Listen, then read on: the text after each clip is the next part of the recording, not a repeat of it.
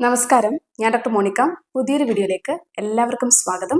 ഇന്നത്തെ വീഡിയോ എന്ന് പറയുന്നത് നമ്മുടെ അടുക്കളയിൽ എളുപ്പത്തിൽ ലഭിക്കുന്ന ചില ചേരുവകൾ ഉപയോഗിച്ചുകൊണ്ട് 3 തരത്തിലുള്ള ഹോം റെമഡീസ് ആണ് പറയുന്നത്. ഇത് വേദനകൾ അകറ്റാം, നീർക്കെട്ടുകളുടെ ബുദ്ധിമുട്ടുകളുണ്ടെങ്കിൽ അവ അകറ്റാൻ നല്ലതാണ്. പ്രത്യേകിച്ച് നമ്മളൊന്നെങ്കിൽ ആക്സിഡൻ്റലി വീണിട്ട് നമുക്കുണ്ടാകുന്ന ചതവുകളാണെന്നുണ്ടെങ്കിൽ, അതുപോലെ തന്നെ ആർത്തറൈറ്റിസ് കണ്ടീഷൻ കൊണ്ട് ബുദ്ധിമുട്ടുന്നവരാണ്, സന്ധി സംബന്ധമായിട്ടുള്ള ബുദ്ധിമുട്ടുകളുണ്ട്, നടക്കാനും അതുപോലെ സ്റ്റെപ്പ് കയറാനൊക്കെ തന്നെ ബുദ്ധിമുട്ട് അനുഭവപ്പെടുക, വേദനകളുള്ള ഭാഗത്ത് തന്നെ നീർക്കെട്ടുകളിലെ ബുദ്ധിമുട്ടുകൾ ഉണ്ടാവുക, ഇങ്ങനെയുള്ള എല്ലാ തരത്തിലുള്ള പ്രശ്നങ്ങൾക്ക് വേണ്ടിയിട്ടും നമുക്ക് എളുപ്പം യൂസ് ചെയ്യാൻ പറ്റുന്ന രീതിയിലും അതുപോലെ അമിത ചിലവായിട്ടുള്ള രീതിയിലല്ലാതെ തന്നെ നമുക്ക് വീട്ടിൽ തന്നെ എളുപ്പത്തിൽ ലഭിക്കുന്ന ഇൻഗ്രീഡിയൻസ് കൊണ്ട് തന്നെ ഈ വേദനകളും നീർക്കെട്ടുകളും അകറ്റാൻ പറ്റുന്നതാണ്.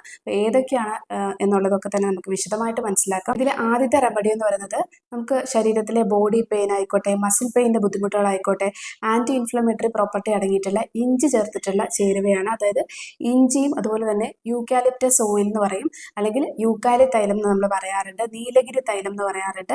ഈ തൈലം എന്ന് പറയുന്നത് നമുക്ക് എല്ലാ അങ്ങാടി കടകളിലും ഒക്കെ തന്നെ വളരെ എളുപ്പത്തിൽ ലഭിക്കുന്നതാണ്.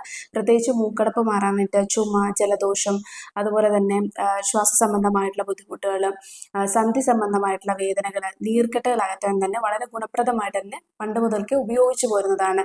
എന്നാൽ ഈ ഒരു തൈലത്തിനൊപ്പം തന്നെ നമ്മൾ ഇഞ്ചിയും കൂടി ചേർക്കുന്ന സമയത്ത് നമുക്ക് ഡബിൾ എഫക്റ്റ് എന്നുള്ള രീതിയിൽ, കാരണം ഇഞ്ചിയിൽ ജിഞ്ചറോൾ, സാഗോൾ എന്ന് പറഞ്ഞിട്ടുള്ള പ്രധാന കോമ്പൗണ്ട്സ് അടങ്ങിയിട്ടുണ്ട്. ഇവ വേദനകളും നീർക്കെട്ടുകളും ഒരുപോലെ അകറ്റാൻ വേണ്ടി ഗുണകരമാവുന്നതാണ്.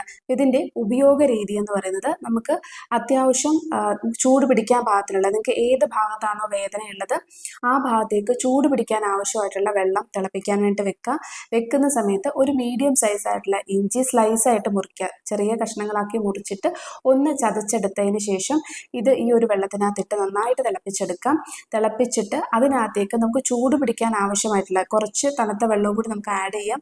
ആ ഒരു നമ്മുടെ ആ ശരീരം പൊള്ളി പോവാത്ത രീതിയിലുള്ള ചൂടുള്ള വെള്ളം വേണം എടുക്കാൻ വേണ്ടിയിട്ട്. എന്നിട്ട് അതിനകത്തേക്ക് ഏകദേശം 3 അല്ലെങ്കിൽ 4 ഡ്രോപ്പ് ആയിട്ടുള്ള ഈ ഒരു യൂക്കാലി തൈലം ഒഴിക്കുക. ഒഴിച്ചതിന് ശേഷം ഇത് മിക്സ് ചെയ്തിട്ട് ഒരു തുണിയോ തോർത്തോ ഉപയോഗിച്ചുകൊണ്ട് നിങ്ങൾക്ക് വേദനയുള്ള ഭാഗത്ത് ചൂട് പിടിച്ച് അല്ലെങ്കിൽ ആവി പിടിച്ച് കൊടുക്കാൻ പറ്റുന്നതാണ്.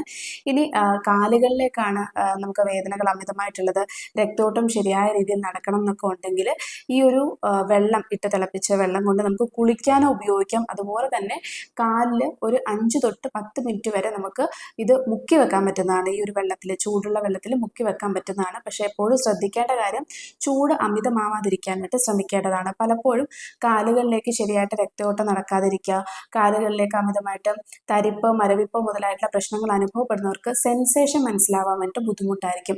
ഈ ഒരു ഡയബറ്റിക് സംബന്ധമായിട്ടുള്ള ഇഷ്യൂസ് വന്ന, ഡയബറ്റിക് ന്യൂറോപ്പതി കണ്ടീഷൻസ് ഒക്കെ വരുന്നവർക്ക് പ്രത്യേകിച്ച് കാലുകളിലേക്ക് സെൻസേഷൻ കുറവായിരിക്കും. അതുകൊണ്ട് തന്നെ അവർക്ക് ചൂട് പെട്ടെന്ന് മനസ്സിലാവണമെന്നില്ല.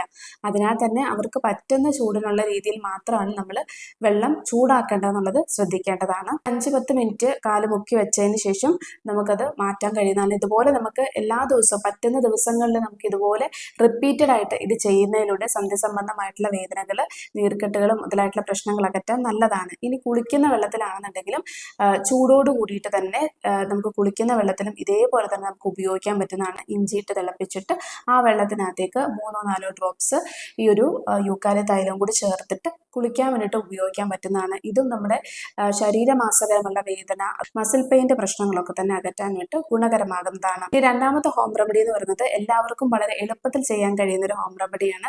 ഇതിന് 2 ഇൻഗ്രീഡിയൻസ് മാത്രമേ ആവശ്യമുള്ളൂ. ഒന്ന് മഞ്ഞൾപ്പൊടിയും, മറ്റൊന്നെന്ന് പറയുന്നത് നമുക്കൊരു ഓയിലാണ് ആവശ്യം. അതായത് വേദനകൾ അകറ്റാൻ വേണ്ടി നമുക്ക് സഹായകരമാകുന്ന ഏത് ഓയിൽ വേണമെങ്കിലും ഉപയോഗിക്കാം. വെളിച്ചെണ്ണ ഉപയോഗിക്കാം, ഒലിവെണ്ണ ഉപയോഗിക്കാം, അല്ലെന്നുണ്ടെങ്കിൽ കടുകെണ്ണ ഉപയോഗിക്കുന്നത് ഏറ്റവും ഗുണകരമാണ്. കടുകെണ്ണ നല്ലതാണ്, എള്ളെണ്ണ നല്ലതാണ്. അപ്പോൾ എള്ളെണ്ണയാണെന്നുണ്ടെങ്കിലും വേദനകൾ അകറ്റാൻ ഏറ്റവും ഗുണകരമായിട്ടുള്ളൊരു ഓയിൽ തന്നെയാണ്. അപ്പോൾ എള്ളെണ്ണയിൽ മിക്സ് ചെയ്യുന്നതായിരിക്കും കുറച്ചും കൂടി നമുക്ക് ബെറ്റർ റിസൾട്ട് കിട്ടുന്നുണ്ടാവുന്നത്. അപ്പോൾ ഏത് ഓയിലാണോ നിങ്ങളുടെ കയ്യിലുള്ളത് അത് എടുക്കാം.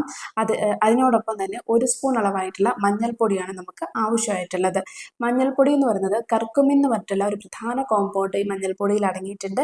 ഈ ഒരു കോമ്പൗണ്ട് എന്ന് പറയുന്നത് നമ്മുടെ ശരീരത്തിലെ വേദന, നീർക്കെട്ട് മുതലായിട്ടുള്ള പ്രശ്നങ്ങൾ അകറ്റാൻ നല്ലതാണ്. എന്നാൽ സന്ധി സംബന്ധമായിട്ടുള്ള വേദനകൾ മാത്രമല്ല, സ്കിൻ സംബന്ധമായിട്ടുള്ള അല്ലെങ്കിൽ സ്കിൻ സ്കിൻ അലർജീസിന് വേണ്ടിയിട്ട് നമ്മൾ മഞ്ഞൾ വളരെ ഗുണപ്രദമായിട്ട് ഉപയോഗിക്കാറുണ്ട്.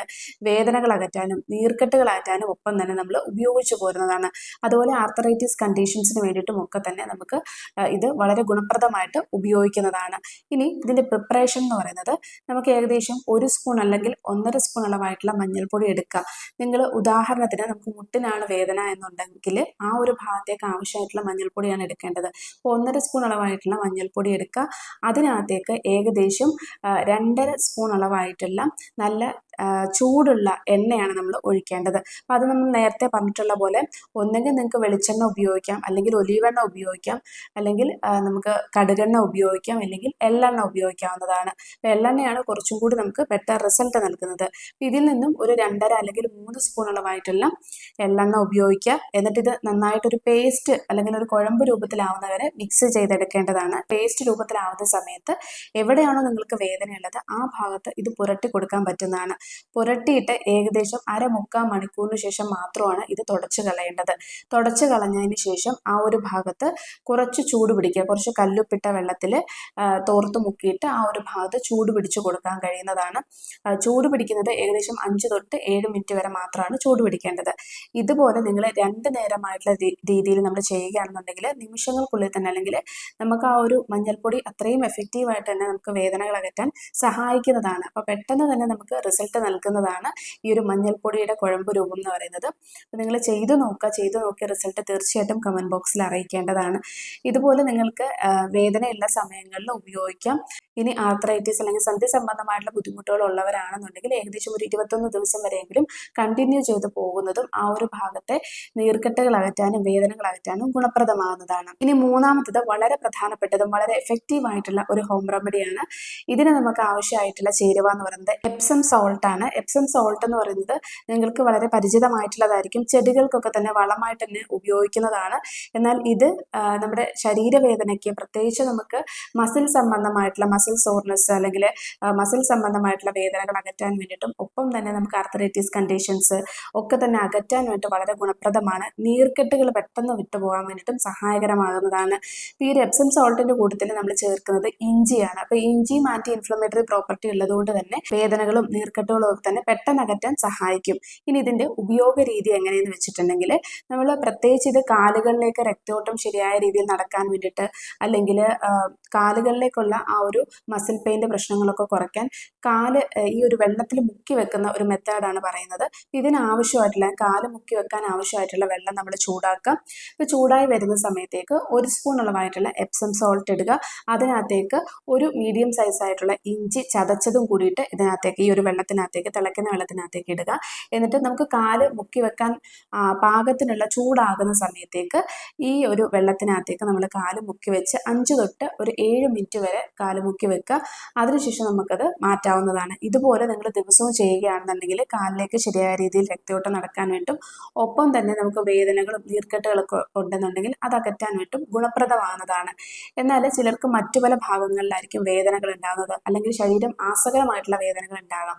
അങ്ങനെയുള്ള സമയത്ത് ശരീരം മുഴുവനായിട്ടുള്ള വേദനകളുള്ളവർക്ക് വേണ്ടിയിട്ട് കുളിക്കുന്ന വെള്ളത്തിൽ ഇതുപോലെ തന്നെ നമുക്കൊരു എപ്സം സോൾട്ട് 1 തൊട്ട് 1.5 സ്പൂൺ അളവായിട്ടുള്ള എപ്സം സോൾട്ട് ഇടുക. അതിനകത്തേക്ക് തന്നെ ഒരു മീഡിയം സൈസ് ആയിട്ടുള്ള അല്ലെങ്കിൽ ഒരു വലിയ കഷ്ണം ഇഞ്ചിയും കൂടെ ചതച്ചിട്ട് ആ ഒരു ഇഞ്ചിയും കൂടി ഇതിനകത്തേക്ക് ഇടുക. നന്നായി തിളച്ചതിന് ശേഷം ഇതിനകത്തേക്ക് നമുക്ക് കുളിക്കാൻ ആവശ്യമായിട്ടുള്ള ചൂട് നമ്മൾ മിതമായിട്ടുള്ള രീതിയിൽ എടുക്കുക. എന്നിട്ട് ഈ ഒരു വെള്ളം ചെറിയ രീതിയിൽ, അതായത് കഴുത്തിന് താഴത്തേക്കുള്ള ഭാഗത്തേക്ക് മാത്രമാണ്, കണ്ണിലോ അല്ലെങ്കിൽ തല കൊണ്ടോ ഇതൊന്നും ഈ ഒരു എപ്സം സോൾട്ട് യൂസ് ചെയ്തിട്ട് തല കഴുകരുത്. മേല് മാത്രമാണ് ഒഴിക്കേണ്ടത്. അത് ചെറിയ ചൂടോട് കൂടിയിട്ട് തന്നെ ധാര കോരുന്നത് പോലെ ചെറുതായിട്ട് വേദനയുള്ള എല്ലാ ഭാഗത്തേക്കും ഒഴിച്ചൊഴിച്ച് കൊടുക്കുക. സമയമെടുത്തിട്ടുള്ള രീതിയിൽ കുളിക്കുക. ഒത്തിരി നമ്മൾ വേഗത്തിൽ ഫാസ്റ്റായിട്ടുള്ള രീതിയിൽ വെള്ളം ഒഴിച്ചു പോവുകയല്ല. ചെറിയ രീതിയിൽ വേദനയുള്ള ഭാഗങ്ങളിലൊക്കെ തന്നെ ധാര ഒഴിക്കുന്നത് പോലെ വെള്ളം ഒഴിച്ച് കൊടുക്കുക എന്നുള്ളതാണ്. ചൂട് നമുക്ക് മെയിൻറ്റെയിൻ ചെയ്യാൻ പറ്റണം. അതായത് നമുക്ക് അത്യാവശ്യം ചൂട് വേണം, എന്നാൽ പൊള്ളാനും പാടില്ല. അത് പ്രത്യേകം ശ്രദ്ധിക്കേണ്ടതാണ്. ഇതുപോലെ ആഴ്ചയിൽ ഒരു 2 തവണ 3 തവണയൊക്കെ തന്നെ ചെയ്യുന്നത് നമുക്ക് ശരീരമാസകലം ക്ഷീണം തോന്നുകയോ ശരീരത്തിൽ അമിതമായിട്ട് നമുക്ക് വേദന അനുഭവപ്പെടുകയോ അല്ലെങ്കിൽ ടയേർഡായിട്ടിരിക്കുകയോ ഒക്കെ ചെയ്യുന്ന സമയത്ത് ഒന്ന് ഉന്മേഷം നൽകാൻ വേണ്ടി ഈ ഒരു ബാത്ത് നിങ്ങളെ സഹായിക്കുന്നതാണ്.